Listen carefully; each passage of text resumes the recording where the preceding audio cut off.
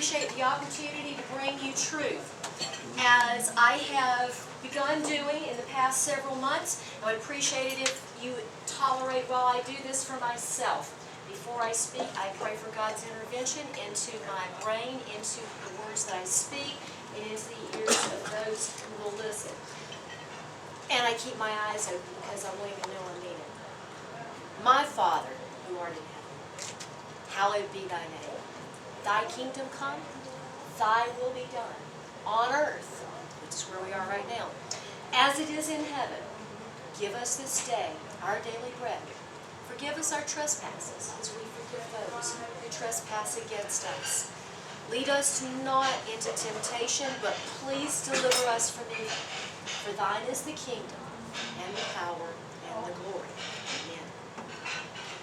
My purpose for being here with you today is truly to spread truth and righteousness. This is not about me. This is not about Valerie. As many Christians and believers in God that I know you have read about in the days as you have studied the Bible, you found that God's purpose many times did not include their personal comfort, nor did it include their immediate protection. I find myself thinking about Saul of Tarsus, who became Saul. I find the lovely excursions that he found himself on as God reminded him of his need to serve. I am reminded of Moses, who pleaded repeatedly, I'm just saying, it ain't me. This is not me. I'm not cut out to do this. I am not your man. Please pick someone else. And to that I would say, from personal experience, the best way to find God's sense of humor is to tell him what your personal plans are. I am not in the class with Moses or Paul, but I do feel as if I am a person alive on this earth who has the ability to say that I can understand what they've experienced. As I have said in my own words, really, God? Really?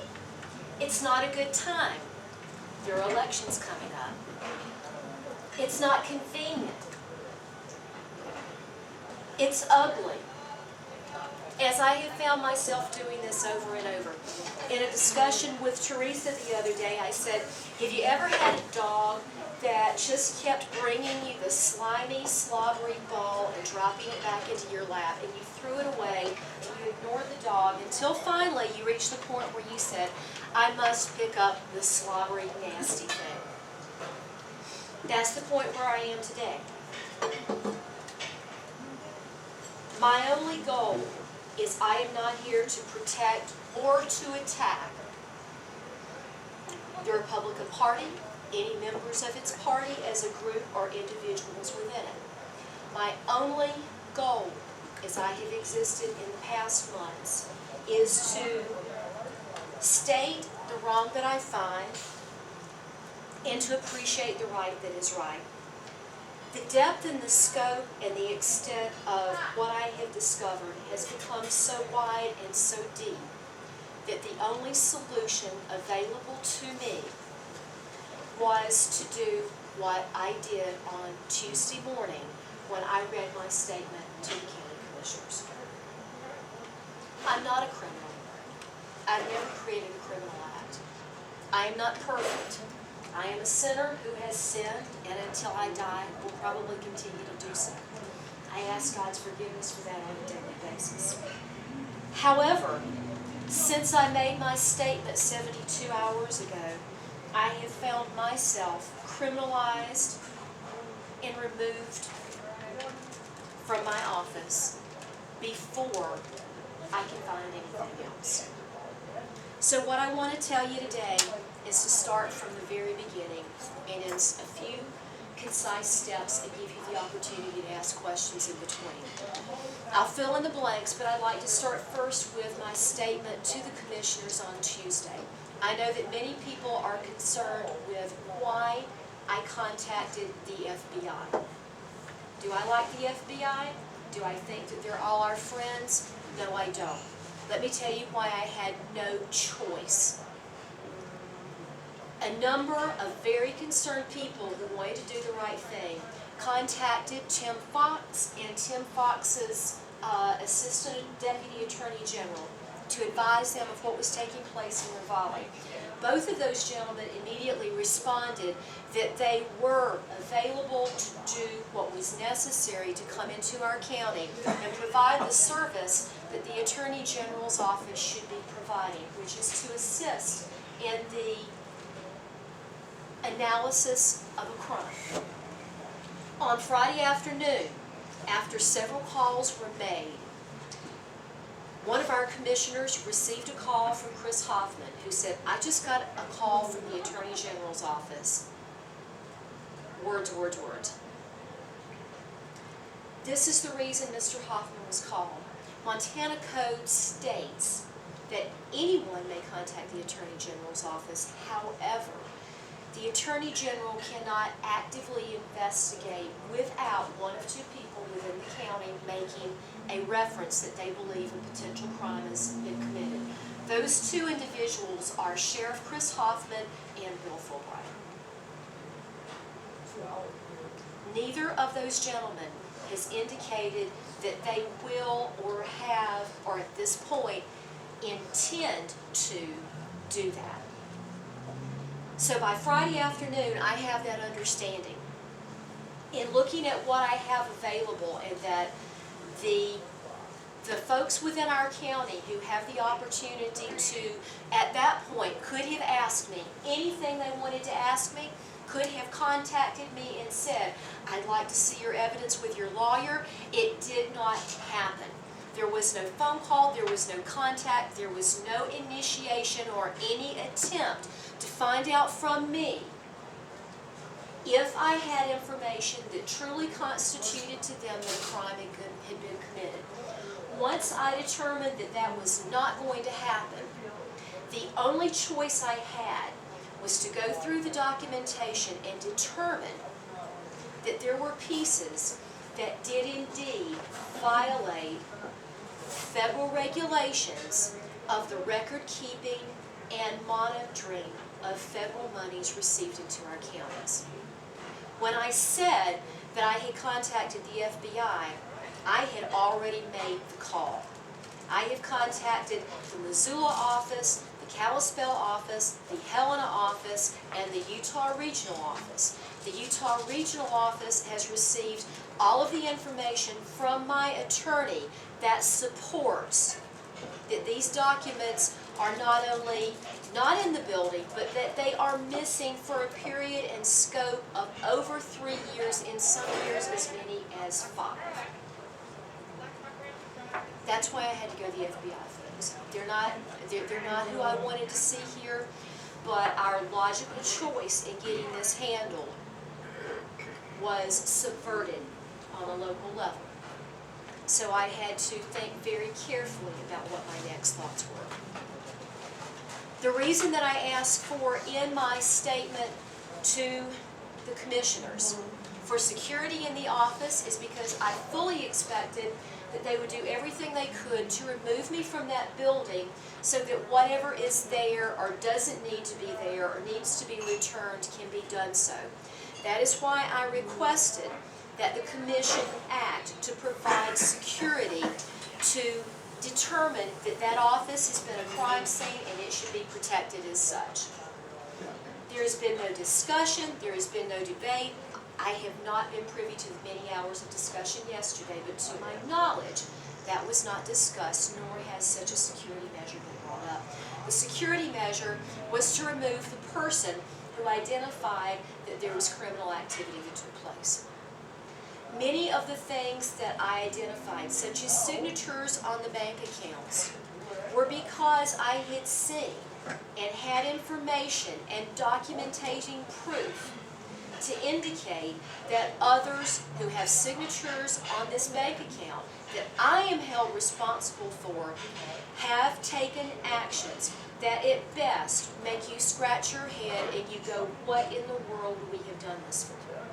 The list of demands were not necessarily those that statutorily I had the right in my office to request, but were those that as a citizen who who identified a crime needed to say that many times if you'll ask the question, why would she ask for that?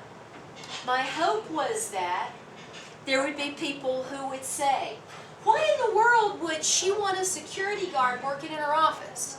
Why in the world would she consider that we should change banks? Why would I want to do these things? So my hope was in putting these out was that it would indicate the level of my concern and the level to the citizens that they should be able to question the commission regarding. Let me start back with my first day on the job. I know that Linda Isaacs had been in our office for a number of years. I know that she had been in other offices for a number of years. I know that Linda Isaacs did not wish the decision of the commissioners to be made as it was. My sole failing at this point was that I expressed that I was interested in the job. Be careful what you raise your hand for. My very first day on the job, I knew that Linda Isaacs, this was a partnership and a human being that I needed to reach out to. I asked her to come into my office. I understood that her husband had been ill and that she had been through a very tough time personally. I called her into my office. I got up from behind my desk. I sat down beside her and I said, Linda, I can't imagine how you must be feeling. And I know this is not what you wanted to have happen. I want to tell you personally how much I know you've done for this county and how much I respect you as a person and how much as I respect you as a professional.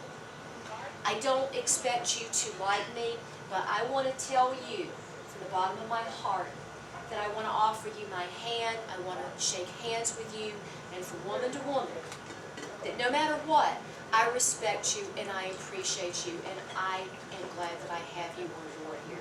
She took my hand, pulled me forward, cursed me with a two-letter expletive that the first letter starts with F and the second word starts with Y. And identified to me at that point that not only would I be personally sorry for ever expressing any interest in this job whatsoever, that so would the entire Republican Party. Now, because I am a Christian and because I understood that this was a tough day for her, I said, Linda, I hear where you're coming from. I know you're mad. I know you're mad. Now, in any other business, in any other environment, that person would have at minimum been given a verbal warning, a written warning, or based on the threat that she just issued me, would have been removed from the building. None of that happened. You know why? Because as I was later called in the Bitterroot Star by Commissioner Burrows, I was a drama queen. On my 7th day of work, which included being at the Treasurer's Convention meeting for 3 days, so I'm at work for 7 days, and 3 of those I'm not even in the building. On day 7, in a report to the Commission, I explained that my work environment was hostile, that there was not one single staff member who would so much as tell me where they kept the extra toilet paper, much less the files that were used for our reconciliation and for the day-to-day work. I've worked in many offices, I've worked with many departments where we work in finance and we deal with documents, we deal with spreadsheets, we deal with computer programs. Usually someone will say, if you go into this drive, you're going to find right here are all your records. These are all the ones that we use for this. Here's your passcodes to it, and let me give you a run through about how spreadsheet number 1 builds these files in spreadsheet number 2. Never got that. When asking the finance office those same questions, I was told me you knew how to do the job. I said, I do know how to do the job. I just need to know where you keep the dish soap. Where you keep your sponge. If you want me to wash the dishes, would you mind telling me where you keep the soap and the rag? Is it locked up? Is it in the barn? Is it under a shovel? If I turn around twice and click my heels, will I find it? When I identified to the commissioners that I had a hostile work environment, this is when the fun really started. You see, and as was played out yesterday, we continue to have the discussion, am I elected or am I appointed? If I was appointed, then I had the right to have been given a hostile work environment protection and would have had intervention from human resources to determine that those employees within my department were not allowed to sabotage and basically make me into a cherry sitting on top of the pancake pile. That's about how effective I was able to be. At that point, they deemed that I was an elected official. Further, they determined that I was an appointed official because if I am an appointed official, there is referencing in Montana Code Annotated that indicates appointed officials do serve at the pleasure of the appointing board, which is the commission. So, if, as yesterday, if they choose to treat me as an appointed official, and they believe that they have that opportunity to do that, then we need to go back to day number 7 on the job, and I was denied protection of a declared in public hostile work environment, and they refused to deal with it. If I am an elected official, then we have no right to move forward on the dismissal charges of an elected official, because then I would be an appointed official. They can't even decide what they want to call me because they're not sure what they want to do with me. Well, they know what they want to do with me, they just don't know how to do it. There are 15 copies of this information distributed in a variety of places and hands throughout this county. If God determines that it is my time to go home and get out of this crazy mess, it won't stop. It will not stop. The nature of my documentation and my proof, first and foremost, leads to the fact that I was told by a staff member that Joanne Johnson removed from the department over 3 years of receipt documents from agencies such as the sheriff, fire departments, libraries, clerk of court, all courts involved in the county. Over 43 agencies that monies flow through the Treasury. One of the statutory requirements of my position is that I must retain receiving documents for a period of over 7 years. The way that I came upon this is in sitting in a meeting with an irrigation district where Greg Chilcott and Jeff Burrows wanted to try and accuse me of not being able to provide proper reporting. They said, well, why can't you just go back and look at what they did before and make her one? I said, great point, hang on. I walked right back, pulled out that irrigation district's file, laid it open in front of all parties present, including those 2 commissioners, and said, tell me what you see. Well, there's nothing in here since 2010. Where is that? That's my question. It's not here. Well, have you looked? I have torn the entire office apart. I've looked in every shoebox, in every paper box, in every drawer, and gone through every file. I had a temporary employee who knew nothing about this department, whose assignment was to go through a file drawer and say, we're going to call this file drawer number 1. And in file drawer number 1 is this folder, and this folder. The contents that I found in this folder were this and this. Consistent. Every single file from every agency. 2010 forward. Nothing. I have already built in my own files because I will not contaminate that with new records that I'm putting in. I start my own records. I have files this thick from being there for 4 months of everything that I have flowed through. So they cannot say that they were not made very aware and knew and understood. And I quote, one of the 2 commissioners present says, how the hell are you ever going to fix that? Don't we have to go ask somewhere where they might be? When another commissioner asked Clarice Murphy, and I was very careful, Clarice said I never asked her that question. If you will read my statement, I said, when asked. Clarice Murphy had an answer of no value. I did not say that I asked Clarice Murphy. She was asked by a commissioner who walked up to her and said, you got any idea where this might be? It's probably pulled out for an audit somewhere. 3 years? Then, as my temporary is working to go through other files and is scratching her head going, do y'all know where they might have put this stuff? An employee who's been there for 23 years says, and I quote, Joanne Johnson took them out when she was defeated to protect us from Mary Hudson Smith. I never met her, Mary Hudson Smith. I don't know if she was vile enough for them to be that concerned. But the only thing that I can determine is, the only reason I would have removed a record is if, like me, I don't want you to have anything to work with. Or there's something in there that I don't want you to see. Now, Mary Hudson Smith worked in that office. She was previously in that office. But she didn't work in an area where she would have looked into those records. Yet, Mary Hudson Smith is there for 6, 7 weeks. Where are the records? That is the reason that to protect myself, I have to alert Federal Bureau of Investigations and federal agencies. There are 9 federal agencies that we receive federal funds from that received notification yesterday that I have to raise my hand and say, I can't find the records.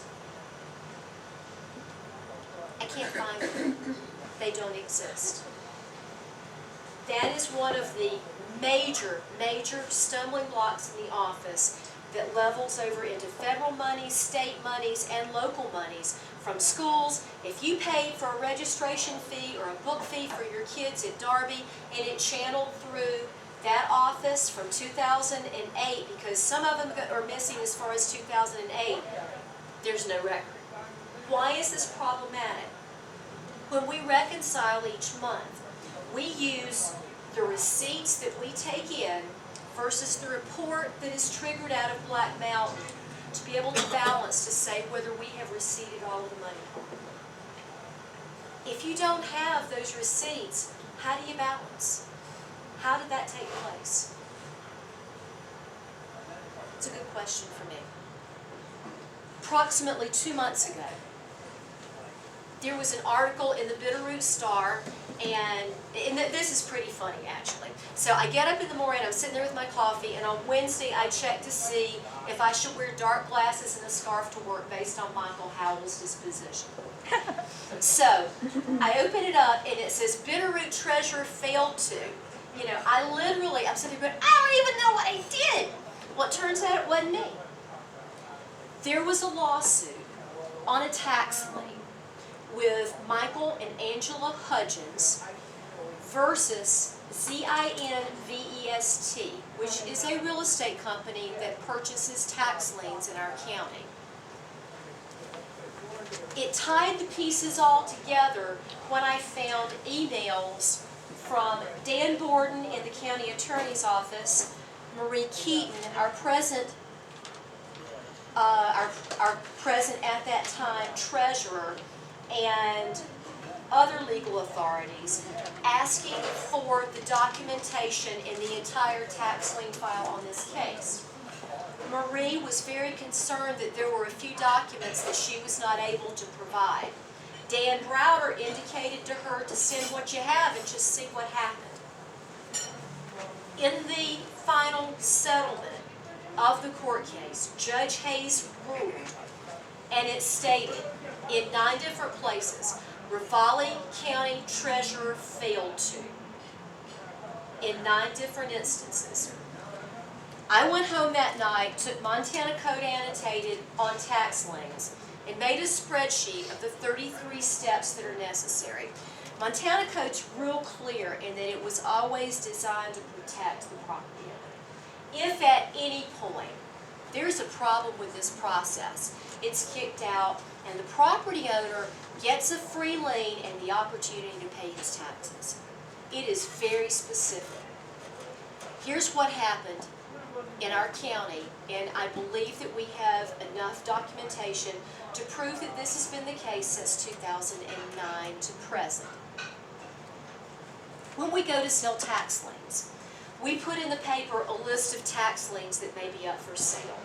We're required by whoever our contracting newspaper is to print that for a period of time. Whoever the newspaper is sends us back what's called an affidavit of publication. That affidavit of publication says, as a newspaper, I hereby swear that I ran it for 3 days, just like you said. It's not the end. In order to make that document official, the treasurer has to walk upstairs and file that with Regina and the clerk of court that you have recorded the affidavit of publication. There are 8 recorded affidavits of publication currently in the clerk and recorder's office that were all filed after the fact when Marie Keaton discovered that she was being sued by Zinfest.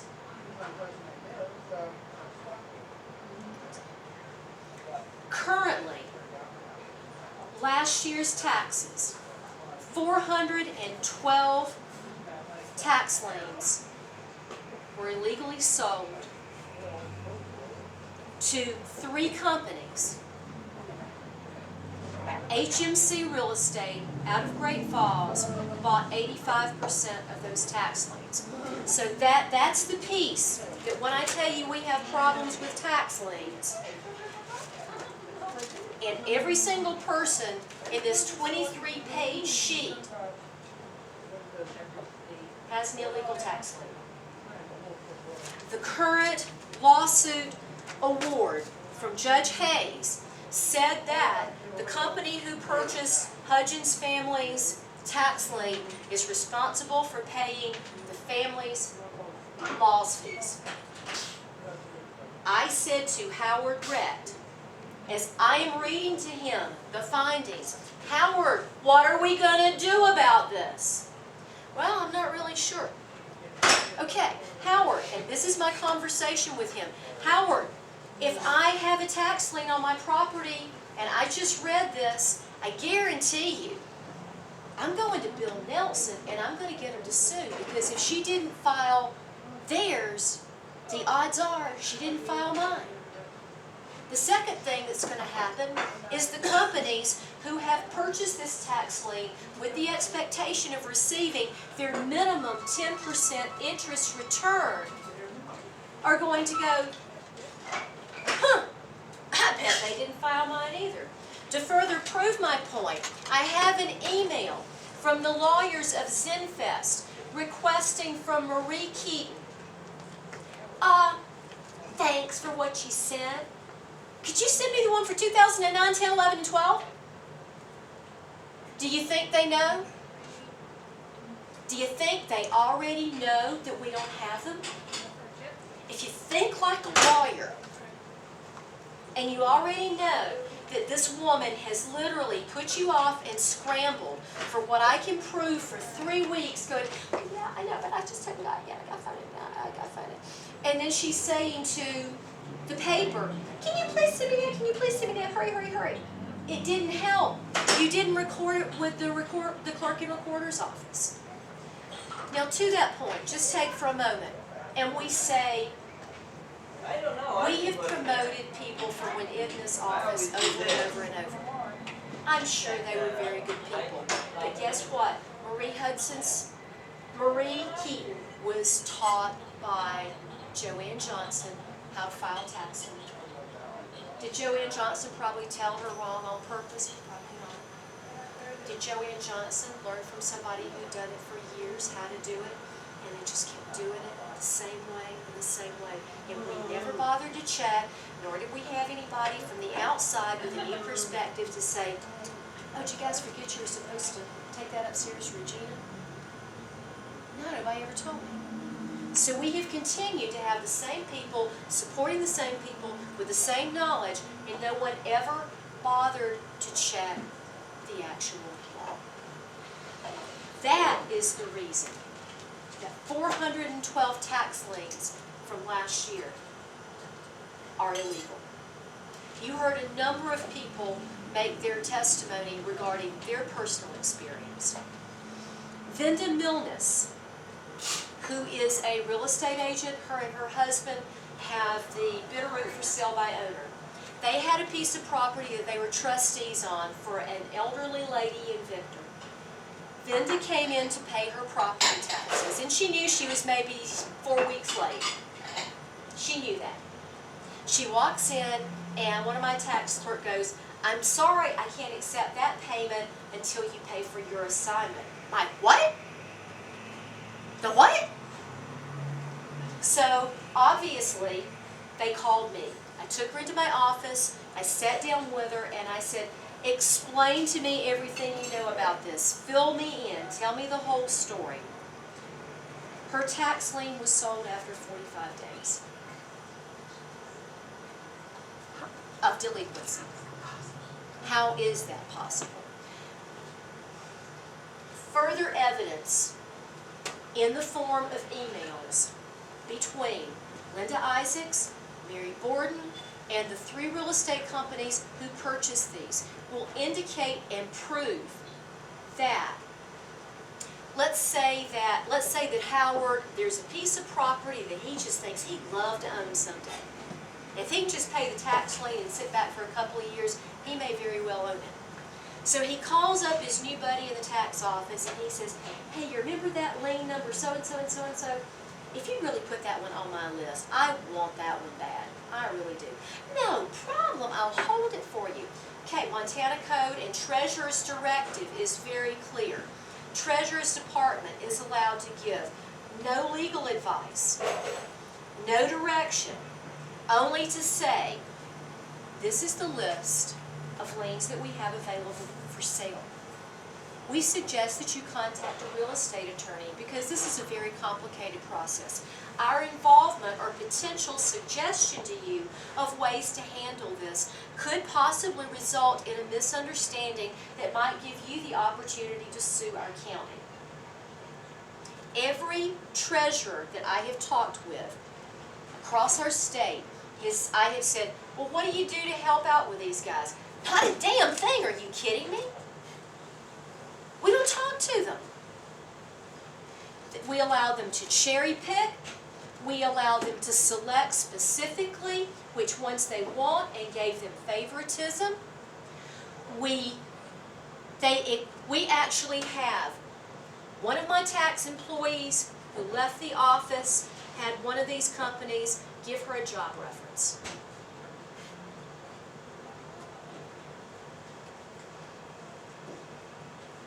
I have emails between them that are completely immoral and unethical and illegal that I found for 1 year. So not only did we not file the paperwork properly, and according to Montana Code, and Ron, I know that you've been involved in that code.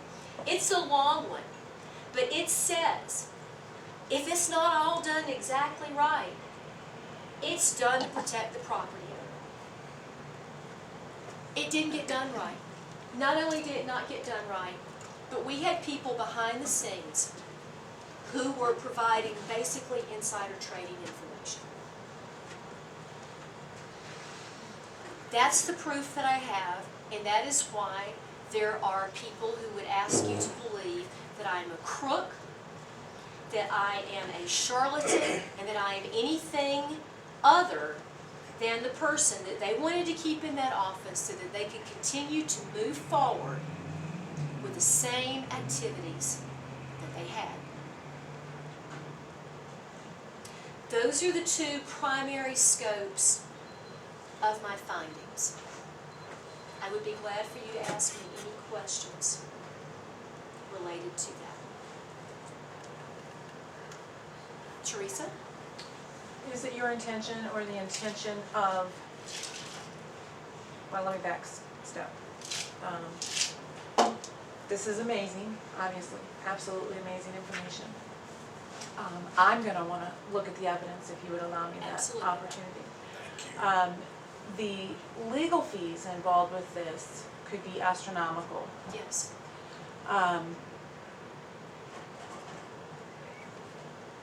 Would it be appropriate, ethical, to contact the people on your 23-page list, the 400 people? Do you have We intentions of currently have a doing plan that? to do that.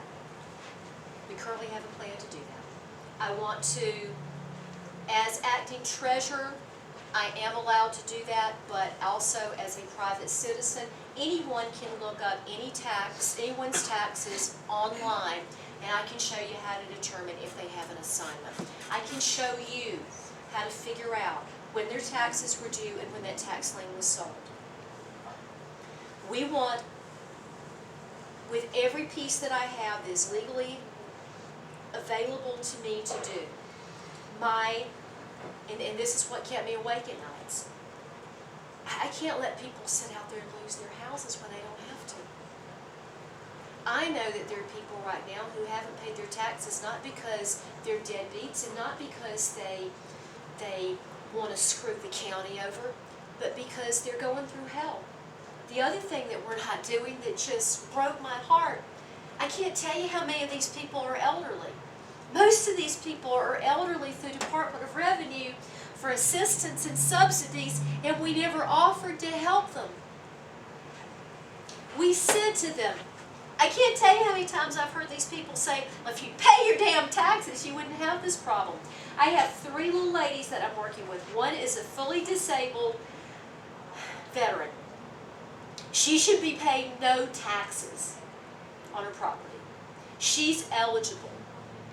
And I'm trying to help her with her paperwork. She's got a tax lien right now. And she's scared to death she's not going to have a place to live. She's scared to death. She's got her parents' property. She has a place to live. She has enough money coming in from her disability that she can live. We're not helping.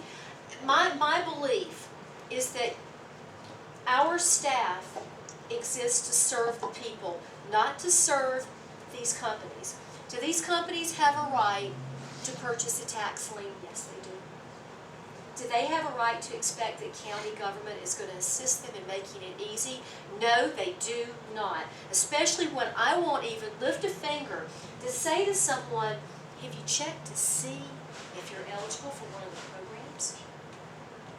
I'm going to give you a phone number, and if this is the gal you'll call, you can talk to them, and they will help you to figure out if you may be eligible for an exemption. And the exemptions run anywhere from 100% to, I think the smallest is like 15%. And it depends on their level of disability and where they are. Elderly can get so much assistance in these cases. The one that Vinda, who's the real estate agent, came to me about is on a 1/3 of an acre lot with a little tiny house in Victor. And this lady just wants to live in her house till she dies. That's all she wants. Her taxes are $167. I have churches that are calling me up saying, you know, look, we're going to help this guy. We need to help this guy keep his house. Do we help? No, we do not. We benefit.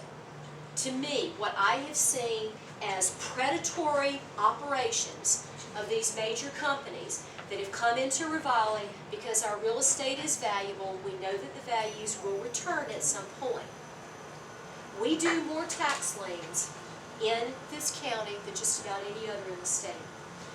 Mr. Iman bragged on Linda during my interview in saying that she had personally turned around the delinquent tax number and how proud he was of what they'd done. This is how it was done. Ladies, thank you. Have a good day. Sorry, we have to go. If you'd like to continue, I'm going to ask that anyone would like to stay on, and all some questions are answered. But feel free to leave. It is exactly 1 o'clock right now, and I think. Yes, sir. I would like to ask for a point of clarification. Doesn't Montana code annotating state that Ravalli County has to wait 1 year before they serve a tax lien on someone? That is generally the code. Yes, it And is. how many of these 400 have waited that year time period? Very, very few. Have you gone back to all previous years? Okay. Been happening This has been my problem so far. Once I got a hold of this, and I will also tell you, with a stack of tax liens, and with J.R. Iman saying, well, I'm really concerned about how it's going to affect us, we're going to get sued by the schools. After placing in front of him and saying, this is the problems with our tax liens, this is where we have made the mistake, this is our liability impact. I don't even want to look at that right now. I don't wanna look at that right now. I don't want to look at that right Believe now. Greg Chilcott had the same response. Greg said to me, I won't read it, I don't want to hear about it, and I won't look at it. Take it back. Take it back. Jeff told me it was a bad time.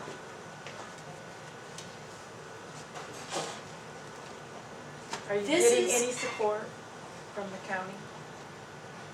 I will tell you that Ron and Susie have been supportive of bringing this out all along. You know, it may be that the vote to suspend me, and as I've said to Benny today, God has a plan, and it may be that he knew that I just couldn't do both at the same time. But, you know, they've had the information. I did find Susie and Ron Stoltz to be open to hear the story. As a matter of fact, I know that Susie spoke to Venda Milnes personally last week to hear her side of the story and that she was appalled. I do know that Ron had spoken strongly in support of doing whatever we needed to do to make this right. They got nowhere. They got nowhere. This is out of information that was easily and very easily available to me. Here's how I got the emails. I had people who left, and when they left, they didn't say, let me show you, there's this project I was working on with Susie, and she's going to call you back in about a month, and you're going to need to do this and this. They walked off and said, have fun. So I told IT, I said, because of this, I need to go back, and when these people call, I've got to be able to go back and say, oh, so you were working with Mary. Let me see if I can find Mary's notes on this. So I asked for and was granted by the commission the right to look at a very short window of emails from these people. Every employee who works for the county government signs a notification of use of electronic data that states, please do not assume that you have any right to privacy on your system.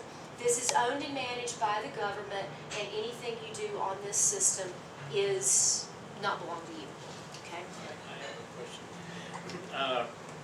It didn't come out in any of the hearings that I attended, but we have an accounting system that is not standard for the state. And of all the 50-some odd counties in the state, there are only 3 counties that are not on the standard state accounting system, and we're one of them.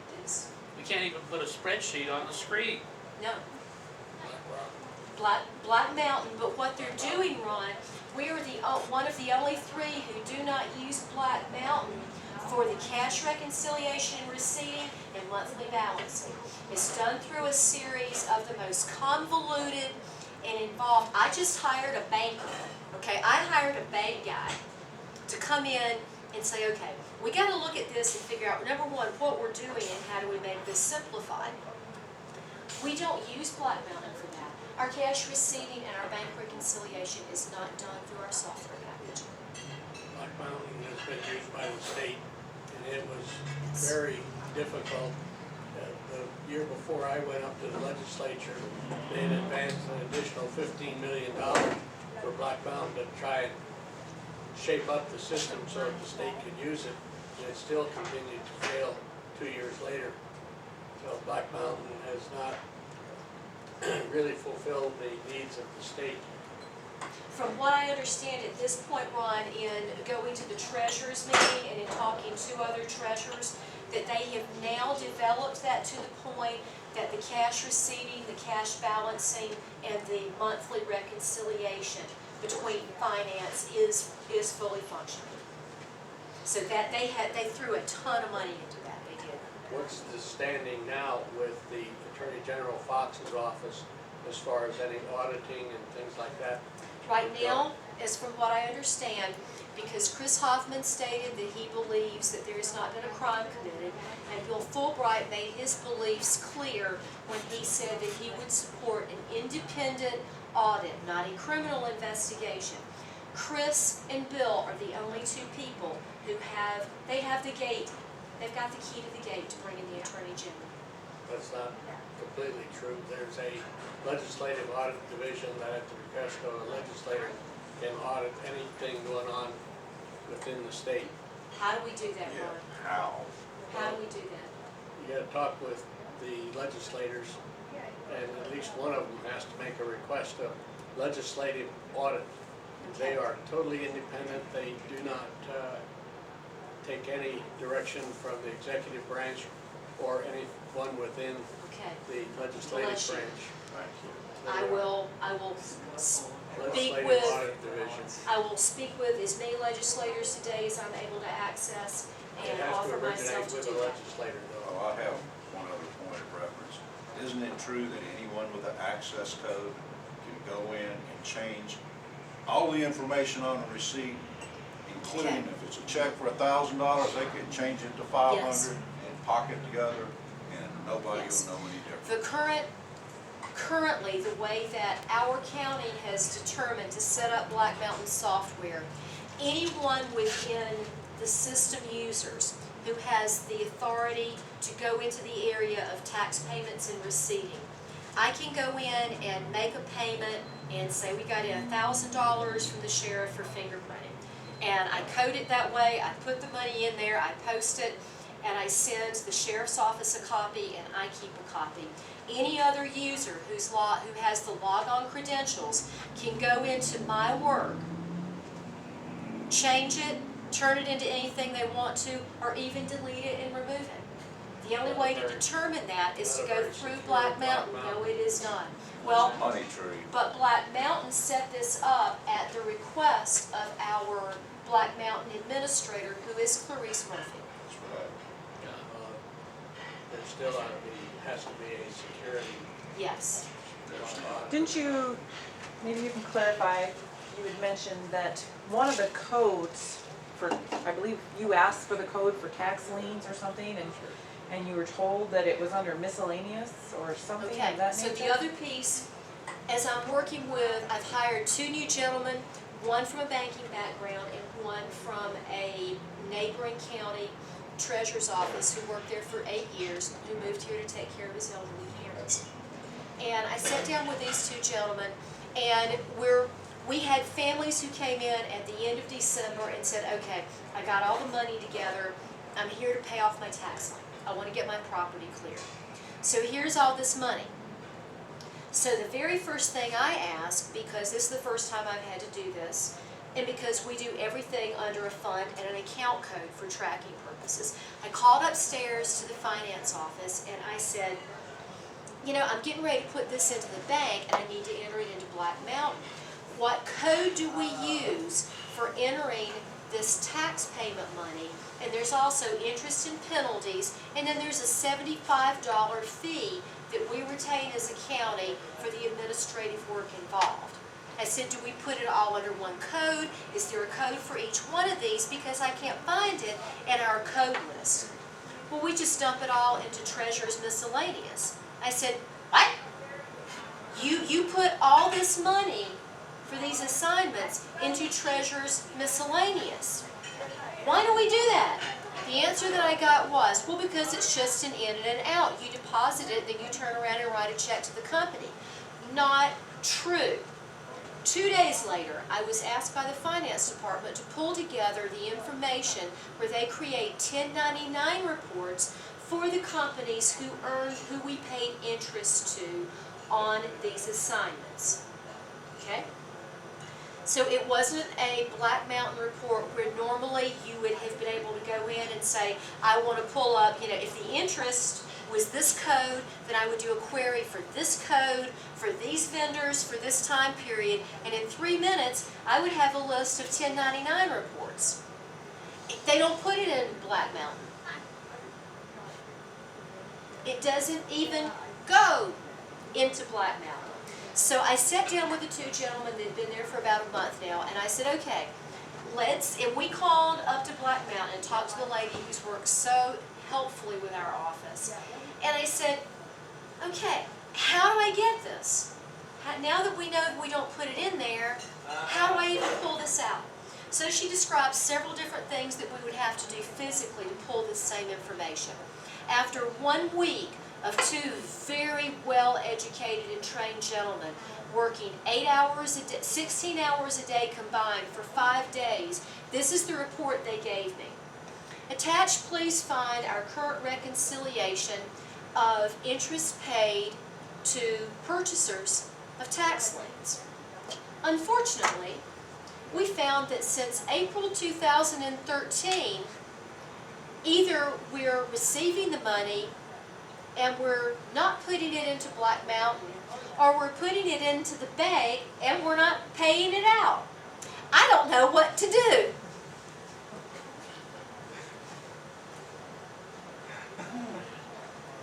So the tax lien issue is multiple folds. Number one, we're not following state statute as a county. Number two, we are working against the taxpayers and we are working for predatory agencies to benefit them. Number three, the monies that are received for those tax liens are being handled very differently than all other money that is received through the Treasurer's office. If we were coding and I had a fund account and an account code when I entered this, it would be very simple to sit down and say, in the month of January, I received in this much money and I paid out this much money. Now I get to look at this large lump pile called Treasurer's Miscellaneous and to attempt to sort this out through everything else that may have gone in there. Now, if everything else that we do in this county, all the way down to money that comes in from our vending machine, has an account code. The $45 a month that we get paid back from the company that has the vending machines upstairs has an account code. And it's tracked. Yet, millions of dollars in tax liens have no account code, are not tracked, and you have no way of determining who we paid, who we got money from, and who we didn't pay. I sat down with these two gentlemen last week and took the check register for the past year. And we made a spreadsheet, and I would call out, okay, check number so-and-so, this is the date, and it went to so-and-so for this. Then they had to take the spreadsheet that we made and go through the entire redemption file for the entire year to try and match it up. Does it sound like we wanted to be able to reconcile and track our money? Does it sound like we used the same practices that we use on every other account and every other penny that comes into that department? That is the question I would ask yourself, and if the answer is no, why would we not do that? And why would we not do that all the way from the Chief Financial Officer all the way down to the Treasurer's Department? Yes, Sharon? Who set up this fiasco, I guess you're calling it? Who set up the structure within Black Mountain? Clarice Murphy, our Chief Financial Officer. Okay, but just a minute, I have the floor, thank you. Why would she not trust this company? I mean, if this company is legit, my question is, did they tell her how to do it? Is it their fault No, for it is not not. coming in and helping? No, it is Not not. telling her the things to do? No, and I can tell you, I will refer you back to a meeting, and I remember the date very clearly, because my father passed away on December the 3rd. I flew out, buried him, and came back. Black Mountain came in the second Wednesday in December with their software programmer and with their CPA, who is their advisor, who is current on all of Montana financial and regulatory requirements. In that meeting also, myself, Ron Stoltz, and Robert Jennings, Clarice Murphy, and Jana Exner, who is the controller for the county. As we discussed all of these different things that go on, and how this was set up this way, and I firmly believe this in any software that have I ever seen. As long as it meets some type of a legal requirement, loosely or greatly defined, it is the user of the software, the county administrator of the software, who determines how the account codes are set up, what the properties are, who has the abilities to do these things, and who does not. Black Mountain makes recommendations. These are our findings. These are what other counties are using. Unless you are clearly and definingly, intentionally breaking the law, then as a user, you have the ability to use the software in the way that you choose to.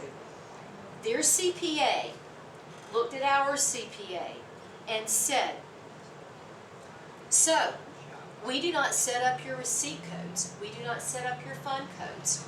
Your fund and receipt codes are given by you. And that person was specifically and clearly, at the time they switched to Black Mountain, Clarice Murphy is the person who created the methodology by which the system would be used in our county. And this was in a 9-hour meeting.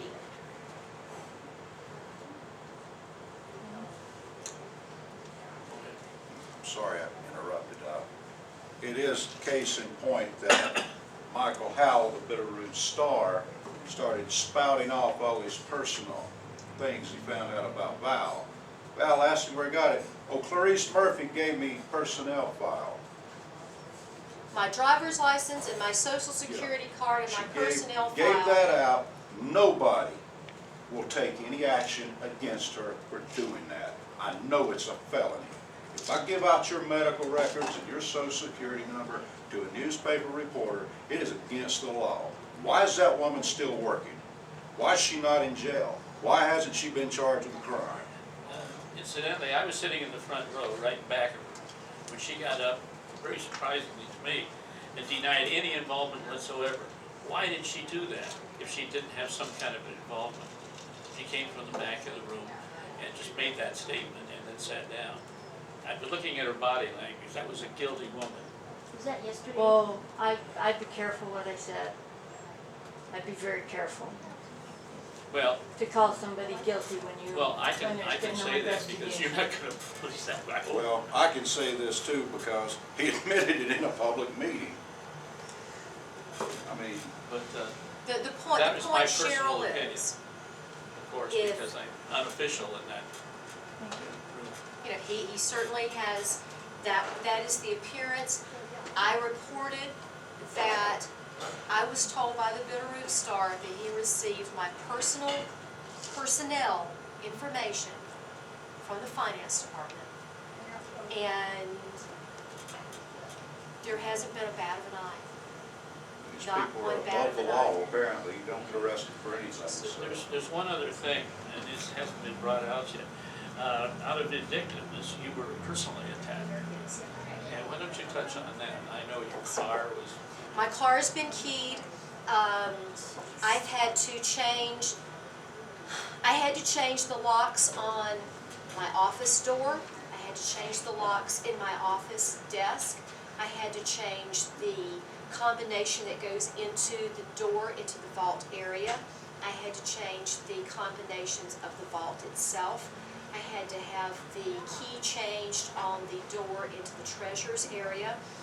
My right to privacy and what has been done to me is a pack of, if you took one word and I let you create a novel, you know, basically my entire right to privacy has been completely violated, and the attempt to repeatedly to get me to resign and leave here has been done over and over and over.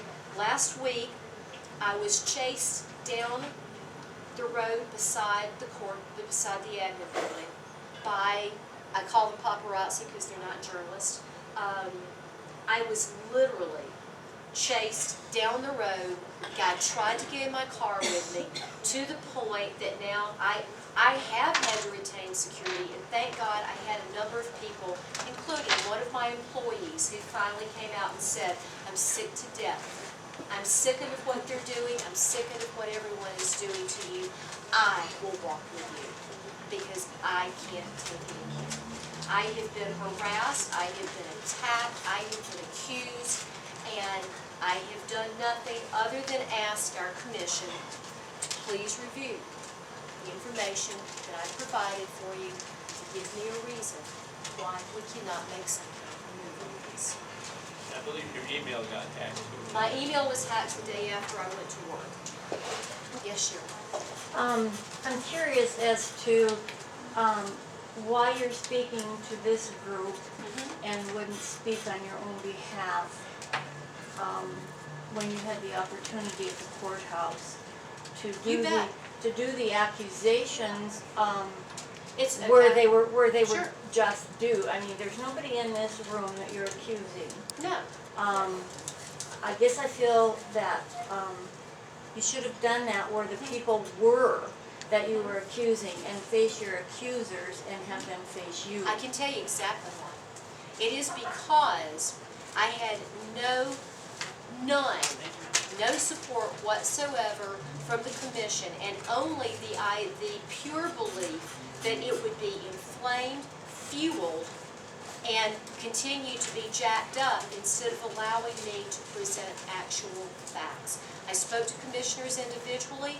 I asked for the opportunity, would they be able to provide me with an opportunity to do an honest statement without allowing this to go into a three-ring circus. So what I have done and will continue to do, if anyone is interested in receiving an interview or the truth, please email the following: Treasurer Stamey at outlook.com. I will be granting interviews, I will be providing information, and I will be delighted to do that. There was no reason, Cheryl, it would have walked me into my own murder. All it would have done, it would purely have been a lamb to the slaughter. I would have had no one to call the dogs off. I'd have had no one to pull the pit bull off of my throat. And I was confirmed by that. But I thought you said, Susie and Ron. Susie and Ron were supportive of doing the right thing, but Susie and Ron do not have the ability to control that meeting. Susie Somebody and should Ron have. are the chairman. There is only one person who has the ability to control that meeting, and that one person told me that it would just have to be whatever it was, in 3 different conversations. 3 different conversations. If anyone would like to imagine that my personal desire was to have just liquidated $10,000 worth of my investment and to ask my in-laws to pull $10,000 out of theirs in order to defend this, I would say to you, then I should be locked up. This is the last ditch course that I have, Cheryl. My not appearing was done so because no one, the one person who had the ability to manage those meetings and to allow anything to be delivered as the truth, would not do it. Why? In case they don't know, Greg Chilcott is currently the chairman. Yes, I know. And on Tuesday, Cheryl, she did come before the commission and laid it out in quite vivid detail. And I did videotape that, and it is uploaded to YouTube if you would like to look it up. No, I was there. Okay, you're there. That's right. One more question. Sure. Why was, from what I can understand, the letter that you read and the letter that was presented after you left are different? Okay, I can tell you that. There was one part that contained a specific reference from Craig that I overheard him make in a conversation with JR that included a number of expletives. In spite of the fact that it was legitimate, I opted to not say that in public because I didn't want to deliver the language. In spite of the fact that I'd been advised to say these are not my words but others, I was very uncomfortable in delivering that. It's there for the record, okay? There were a couple of other pieces that as we began to go through that, I said, you know, it's there, it's the factual piece, but there were some reasons that for some of the people that may have been in the room, that I put that into public comment. The reason I did not give Glenda that piece exactly in my hand at that moment is because I had my own personal notes on it. Okay, I have another question. Okay? Sorry. And I'm here because I want the truth, Sure. okay? I sat in that courthouse Mhm. yesterday for 6 hours. Mhm.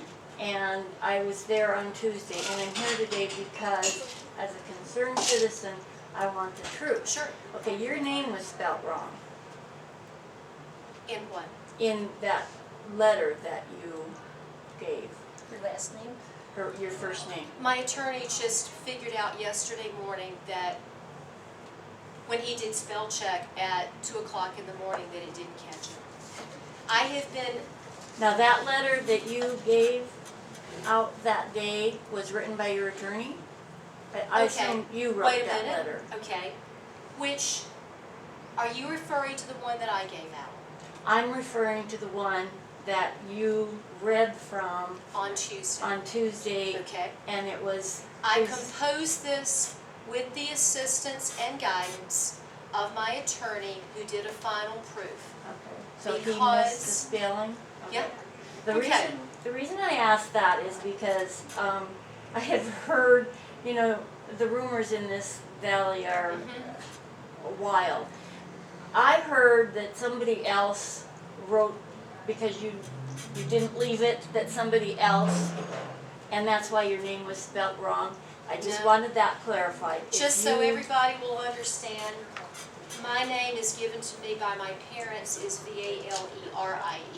Other appropriate, accepted, and spell check names, and I even had the lovely fortune of having a roommate whose name was Valerie. Her legitimate spelling was Valory. Valerie, Valerie, Valore, and Valory are also all accepted spellings of my name. Okay. I just Okay, wanted so- to make sure the rumors I heard, that somebody else had written that letter and then passed it out. I would say to anyone, if you were in the position I was in right now, you would be having a number of people to consult with you and to provide you wise counsel on writing your communications. Yes, Teresa? Okay, so the path forward to finding truth and the ultimate solution, from what I can gather, we have one that Ron has provided, a Awesome. legislative audit, right? Yes. That's one alternative. Your idea of getting the FBI involved would be another. Yes. And then I'm just very concerned about the financial expense associated with this thing.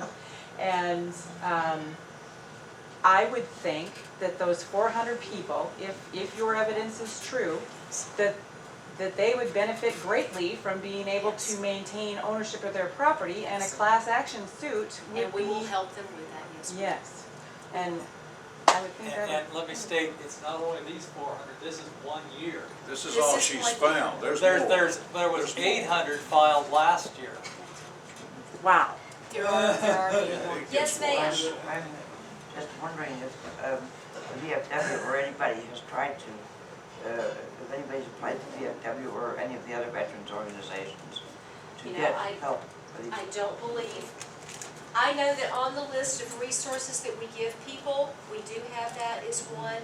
But if you have any contact information that we can put together, one of my goals, and I have a really nice young lady in my office who's working on a document that can say, these are the resources within your county. If you're a veteran, if you are elderly, these are the resources that you can contact to help you with, lowering your taxes, with assisting you with that, with contacting churches. So Thank you. I had not thought about that piece. So see, there's another great one that I got just from. I'm not a vet, but these people. But you have stay given- tuned to that. have Thank you given their very lives- much, these ma'am. people have given That's their lives awesome. there. Probably No, going to continue, revenue, state many of revenue them, down here. State Department of Also, Revenue. They're also they probably have been injured too. knowledgeable on how to do that. You know, they are, and there's a couple of really great people in there, Ron. One of the ladies who assisted in all of this now works in the Department of Revenue. Yes. There's always two sides to every story, Yes, so indeed. it's been great to hear your side, because I've certainly been reading the paper. Yeah. And there's a lot that obviously needs to be investigated, but the comment in regards to your personnel file, you know, the things in the Stevensville Star are public record. So that's not like a big privacy thing, it's public record. And, you know, the commissioners, it stated that, you know, they wanted a response from you, so they obviously didn't know about your past, so how could it be in your file if they didn't know about it? And you have to know that our past is what gives us credibility. And That's completely understood when the truth is told about your past. That's completely understood. In order to find out the information that was discovered, number one, it was never asked. It was played out in the media. Number three, my personal information that is guarded by law under any personnel office was given unauthorized for an unauthorized purpose and breaks privacy violations to a member of the media. These questions were never identified to me. I'm not sure that that's exactly how that happened, though. That's what Okay, how do you got. propose that it could have? Well, again, the things that I read in the Star were public record. Are And social so- security numbers public record? Is what? Are social security numbers matter of public record? So, I Would you mean, put yours in the paper? was your social security number in the paper? That is what allowed them to, okay, let me give you another point. I have in my content where two of my employees inquired with one of our Ravalli courts about if they had to get my authorization to do a background check on me. So we tried to use an inside court office to do a background check on me. No one ever asked me, is life an open book? But I say to you, I have never been given the opportunity to ask, respond. Would you hit send and go call them back, please? Out there?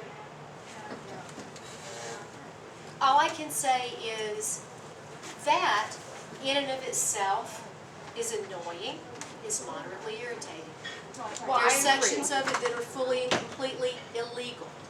It is illegal to give out. If not, then why do we sign HIPAA stuff that says unless your husband tells your doctor that he has the right to call in and find out about your diagnosis, that he can? I agree that we haven't heard your side, and there is, you know, two sides, but you haven't really sounded like wanting to give your side on that. If you were in my position, ma'am, I can't say anything without it being distorted. That is why I will control the press release. We will put the information out. It will be revealed because nothing that I have said to the press has come out to be true. So at this point, if I want anything that's truthful to be put out, I do have to get into a position of being able to manage that. I would just say it'd be good for you to do that, because it seems to be a piece of the puzzle that's missing. Sure, So. and I can tell you another discussion.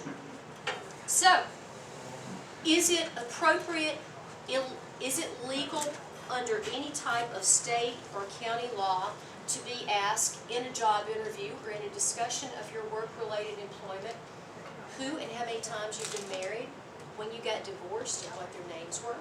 Is that legal, appropriate, or ethical in any venue?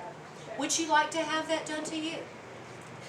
Would you like to have your findings addressed as opposed to your marital history? Yes, I had a starter husband. I was stupid. I'm sorry, God, you told me it wasn't the right one. Information will be forthcoming.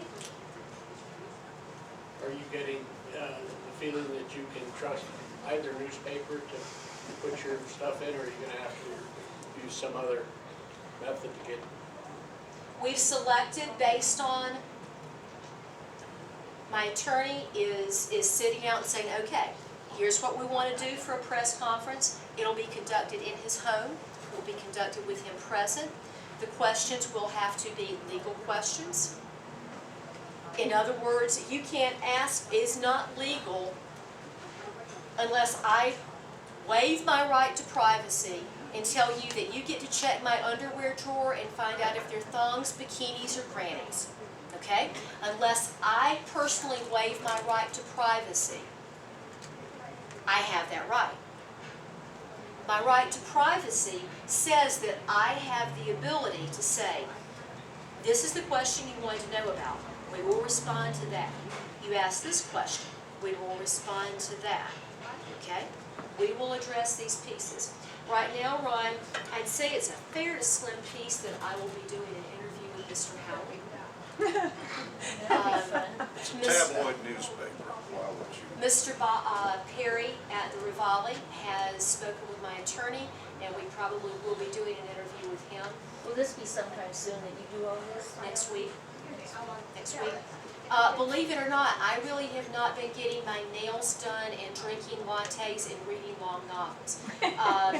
My husband can tell you that right now, every morning, I throw up in the parking lot when I arrive at work. I haven't, this is the first food that has stayed down on me in about 17 hours. Well, you've really been put through the ringer, and I wondered, can you go back into the office, or are you out of there now? Okay, the way I understand this currently, and this is all still hearsay because I haven't been able to read all the documents and look at all the things. It appears that yesterday, without an allegation made against me, that I am aware of, that the determination was made that I should be suspended for a period of time barring an investigation. Administrative leave. Administrative leave. With Okay. pay. So does that mean you don't go to the office? No, You go to the office? I do not go to the office. No, you do not go to I do the not go office. to the office. So what about all these payments that everybody's complaining about? They're not getting the school. I'm not able to work on that at this time, apparently. So who's covering I have no idea. I'm on administrative leave. I don't know.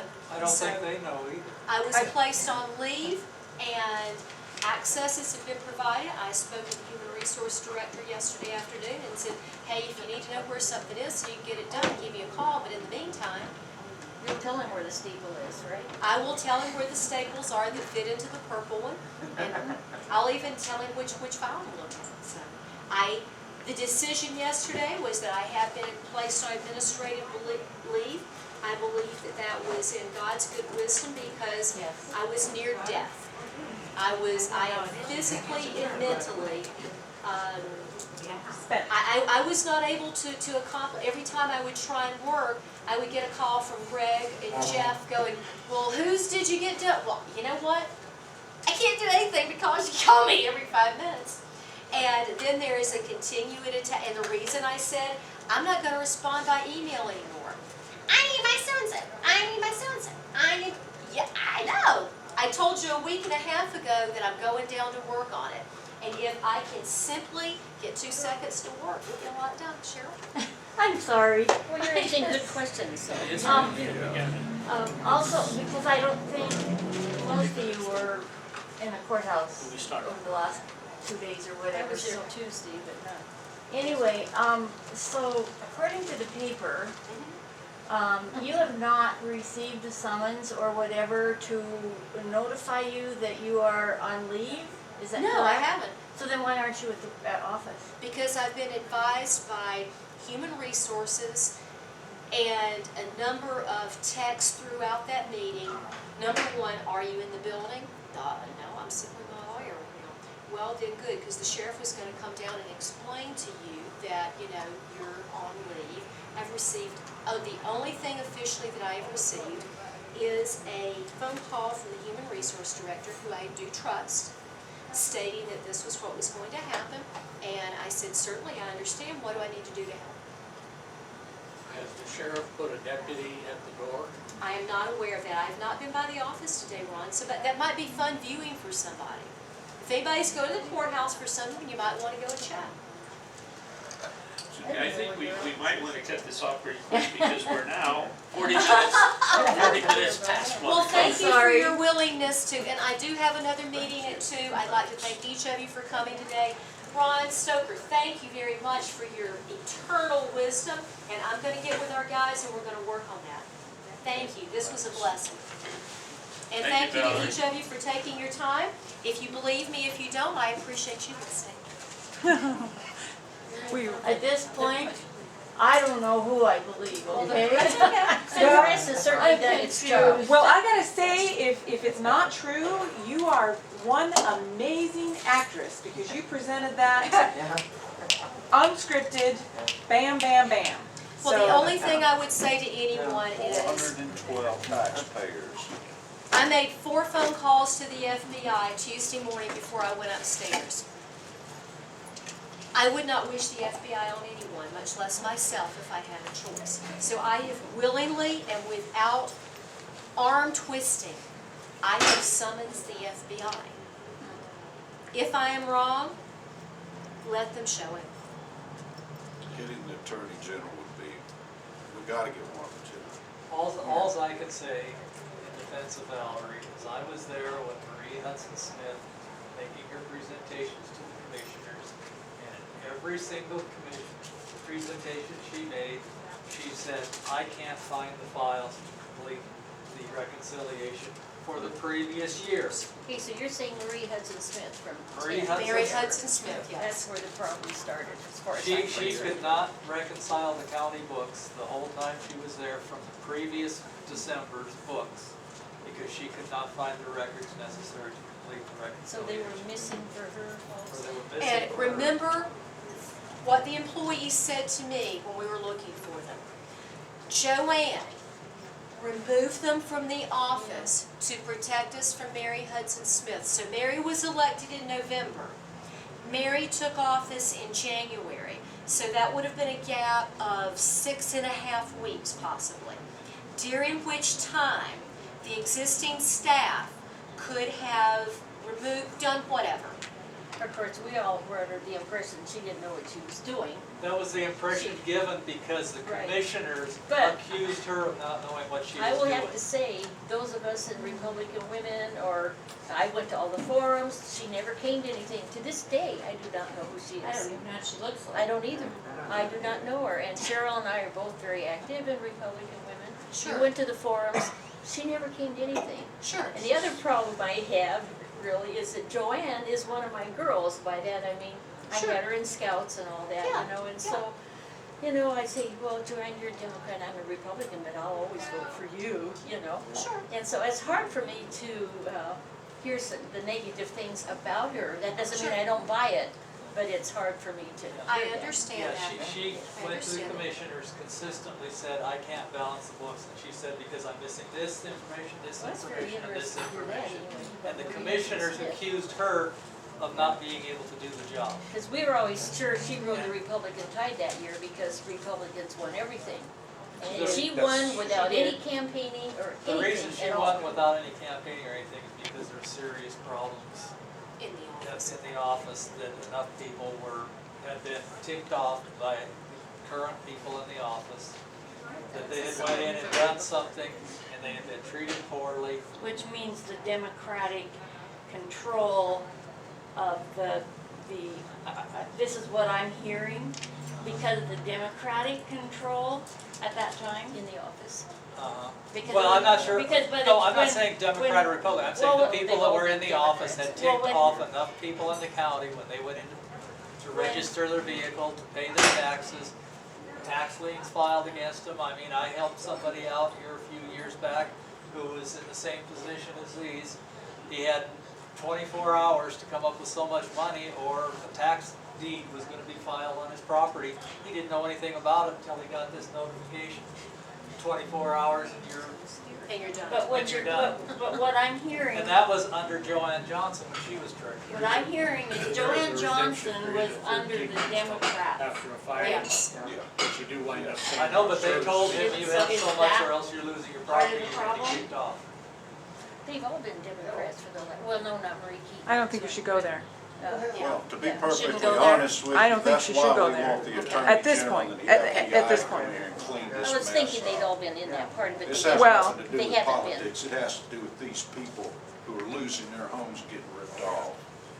Valerie, one more thing. Yes, The Susan. one of the complaints or the questions that they kept presenting was that they weren't getting their monthly records. They weren't getting their Yes. monthly report. Yes. So did that start with you, or was that happening prior to you?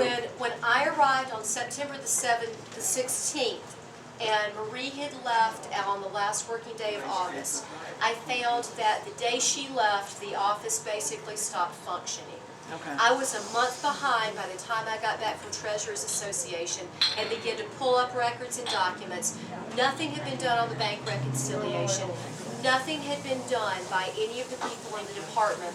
Once Marie left, other than motor vehicles, everything came to a dead standstill. So I was a month behind when I started. Okay. And Was didn't it functioning pretty well when she was there? Excuse me? Was it functioning pretty well when Marie Pete was there? Depends on who you ask.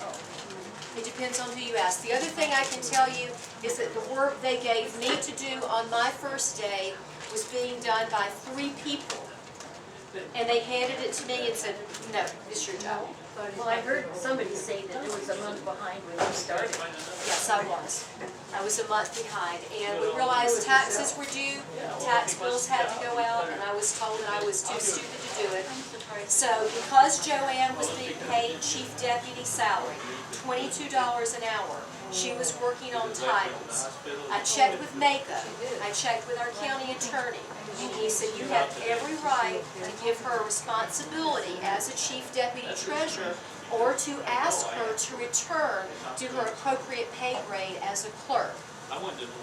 She opted to take an additional responsibility.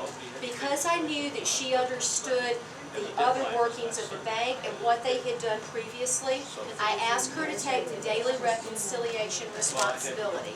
In information that she provided to Robert Jennings and Human Resources, she said, and I quote, I don't think I remember how to do that, and I don't think it's fair. Then, 2 days later, after being given a directive and the opportunity to lose her salary, she balanced August. But before she was given a directive, she refused to do it and said she forgot how. Are you going to appear anywhere else where you could use a little support? You name it, I'll be there. Well, no, I'm wondering, is there anything coming up? I am ready and available. I am ready and available. So I'm going to be publicized so you would know. Absolutely. We have other security, if Absolutely. anybody comes in I our think you yard. can use all the support. Yes, ma'am. You know, whether it's support, I want the truth. And as I said earlier, and I I've been will. listening. I'm going home to put it on YouTube right away. We've had 300 hits on her first one on Tuesday. 300 people have watched it. We need a lot more people to watch it. Ridiculing the commissioners and Glenn you Beck. and I just Yeah. say, don't believe everything you read, because I know I was outnumbered, you know. That's very much Because this involves criminal. Oh, you mean the local Fox News here? Oh, Tim Fox. Okay, okay. Yeah, well, I'll upload it to YouTube and I'll send them the link. Let's just do something. Are you the attorney?